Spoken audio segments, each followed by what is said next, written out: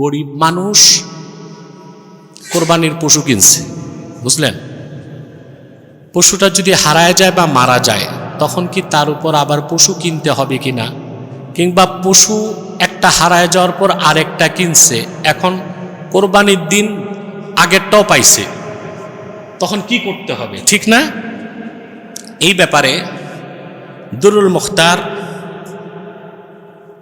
যেটা ফতোয়া সাবিতে মতন হিসেবে এসেছে, সেখানে স্পষ্ট এসেছে ওয়ালাউ দল্লাত আও সুরিকাত ফাশারা উখরা ফাযাহারাত ফাআলাল গানিয়্যি ইহদাহুমা ওয়া আলাল ফাকিরে কেলাহুমা।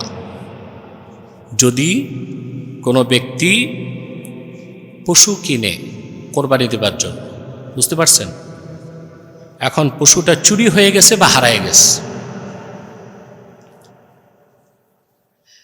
পরবর্তীতে দেখা গেল পশুটা পাওয়া গেছে, সে একটা পশু কিনছে, যেহেতু একটা চুরি হয়ে গেছে বা হারায় গেছে, একটা পশু কেনার পর প্রথমটা যদি আবার পাওয়া যায়, তাহলে ধনীর উপর ওয়াজিব হচ্ছে যে কোনো একটা কোরবানি করবে, আর গরিবের উপর ওয়াজিব হচ্ছে দোনোটাই কোরবানি করবে। এখন বলতে পারেন গরিবের উপর কি শাস্তি? না, গরিবের উপর ওয়াজিব ছিল না, সে নিজে নিজের উপর ওয়াজিব করছে। এটা অনেকটা মান্যতের মতো। কিসের মতো? মান্যতের মতো।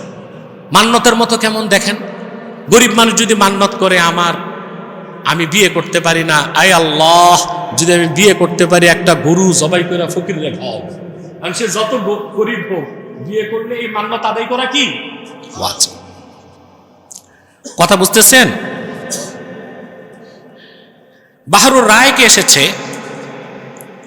আল ফাকিরু ইজাশতারা শাতান লিল উদহিয়াতি ফাসুরিকাত ফাশতারা মাকানাহা সুম্মা ওয়াজাদাল উলা ফাআলাইহি আইয়ুদহিয়া বিহিমা।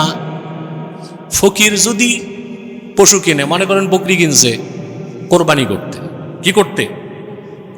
চুরি হয়ে গেছে তখন সে, বা হারায় গেছে তখন সে আরেকটা কিনছে, বুঝলেন? এরপর আবার প্রথমটা পেয়ে গেছে, তখন দোনোটাই তাকে কোরবানি করা কি ওয়াজিব।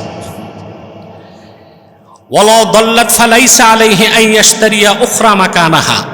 আর যদি হারায় যাওয়ার পর সে না কিনে, আরেকটা কিনা তার উপর আবশ্যক না, কিন্তু কিনে ফেলছে আরেকটা, আবার প্রথমটা পাইছে, তখন দোনোটা দেওয়া কি ওয়াজিব। ওয়া ইন কানা গানিয়ান ফাআলাইহি আন ইয়াশতারিয়া উখরা মাকানাহা।